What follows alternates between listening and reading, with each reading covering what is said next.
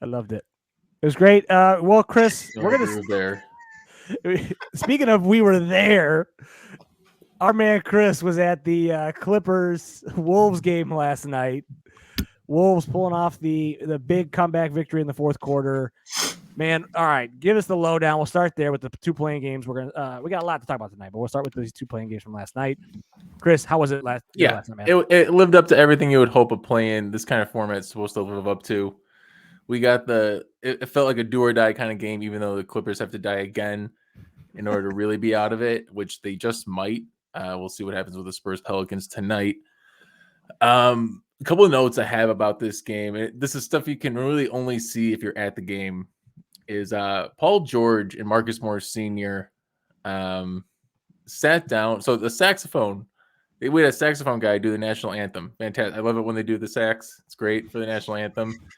But before it was finished, Paul George and Marcus Morris decided to sit down. And I saw that happen. I'm like, that's a bad omen.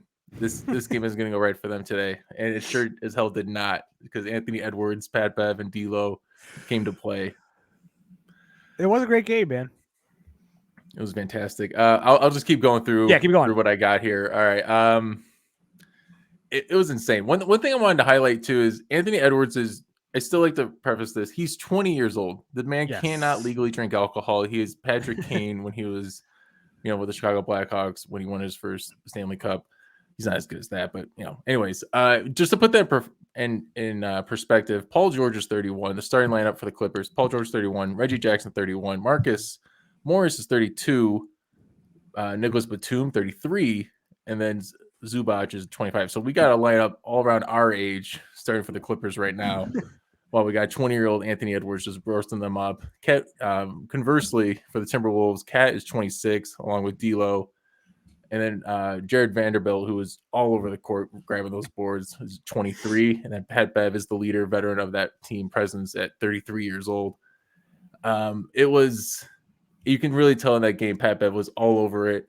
It was you can tell it was more than just a game to him. It was a very personal experience. There were so many moments with him that really anybody who, if you didn't like Pat Bev before, if you're at that game, you really just fell in love with him in that moment. So as a Minnesota fan, absolutely, yeah. I'm just gonna go straight to the end of the game. One of the best moments. I didn't even sit down for the last 7 minutes after Cat fouled out with his stupid over the back.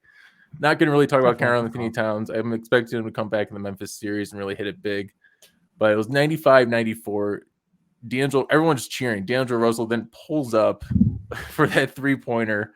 It felt like everything went silent while the ball's in the air. And then he hits it. It just erupted. It was insane. Next play, Anthony Edwards then goes and gets that dunk, and you just feel like the game's over. It's 99-95. Yeah, the momentum had kind of shifted. It was amazing. But then, of course, Batum, being a veteran man that he is at 33, comes down, hits the corner three, 99-98. But then Anthony Edwards, at 20 years old, comes back and hits a three to really put him up 4 again. So, and D'Lo with a step back long 2, which is statistically the worst shot in the NBA, hits it to put him up 6. And we kind of from there. My favorite moment, though, is still from Pat Beverly, who stole the ball from Reggie Jackson towards the end of the game. And it's not that just that he got the steal at the end of the game. It's the fact that then Anthony Edwards got the ball to dribble down up the court. And Patrick Beverly, usually you would follow him on offense, but Patrick Beverly instead stays back, barks at the Clippers bench. He's been talking to this assistant coach like the whole game. It's hilarious. He's barking at them and then turning to the crowd, just hyping everyone up. And the game was over, even though that kind of it wasn't over, but it was over.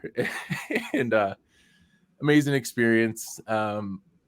Really, like, even though Cat didn't perform well, it kind of looked even better in that sense because it kind of showed like how much D'Lo with that pull up, like just like the big D from D'Lo on that play was just insane. And the Timberwolves got 3 guys that could score 30 plus points if you need them to, and that's what you want in the playoffs. So they will be a tough out for sure. Yeah, they're definitely tough. They look sharp. I mean, the Clippers were probably, a lot of people were considering them to be one of the scariest playing teams along with Brooklyn, maybe the second team behind Brooklyn. And so to beat them and take that 7th seed and go in there and play in Memphis is big. Joey, did you stay up for that one? Did you watch the highlights, watch the first half? What were you thinking on that one? I got like 3 quarters and then I it was late for us. was pretty close to it though. Now I think we talked about last week when we were talking about this game. It was kind of like, Cat should absolutely destroy in this game, right, against Zubats and Hartenstein. And Zubats had 7 points and fouled out in the game. Hartenstein had 0 points and played 7 minutes. And on a night when you would think Cat should have dominated, right? He hits 11 points and he had fouled out with.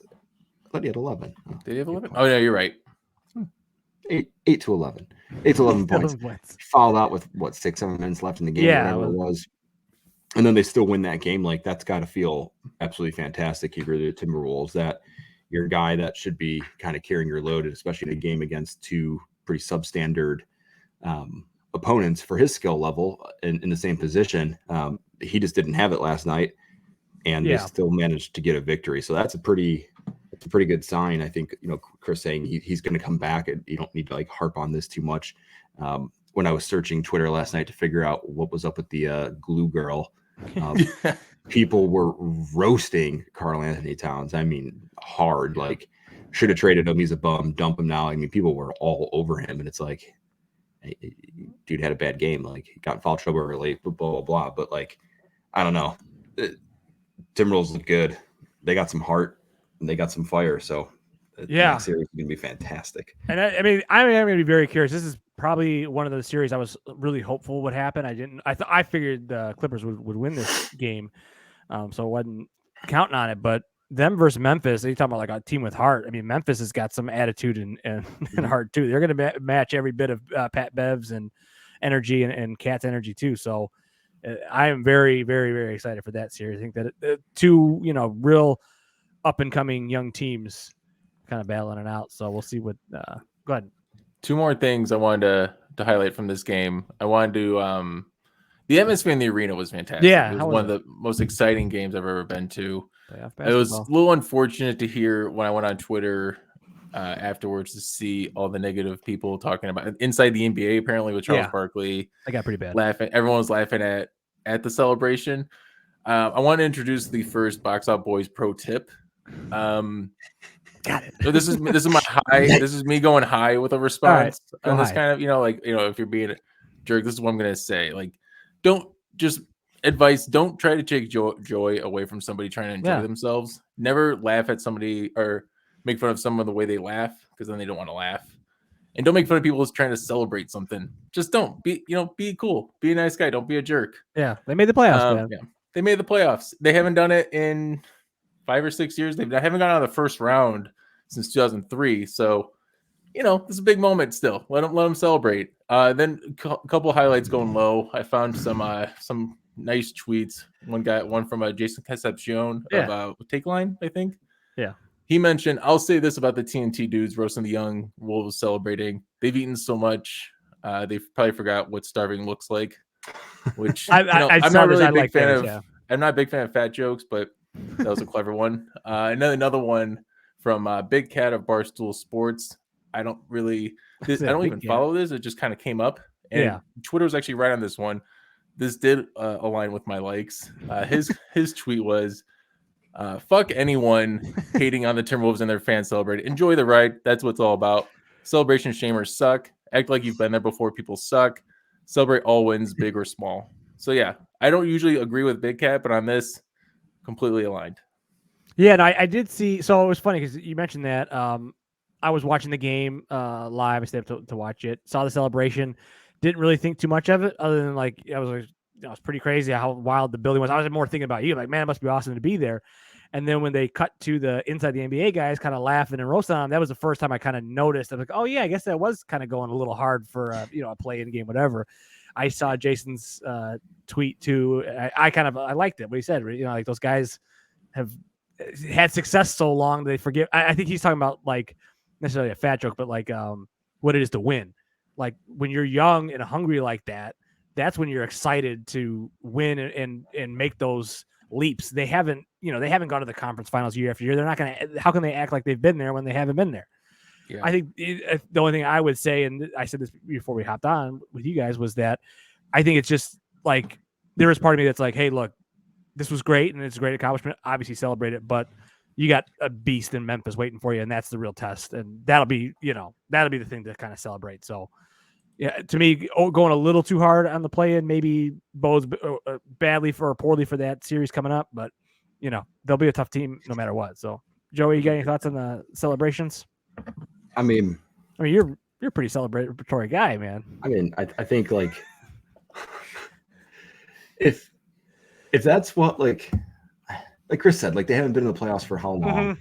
These guys haven't been there before. Like, I mean, 2 years ago we were talking about Karl-Anthony Towns, like he's done, like get him out of there. Like he should like, they should trade him. Like they bring in Anthony Edwards on the number 1 pick.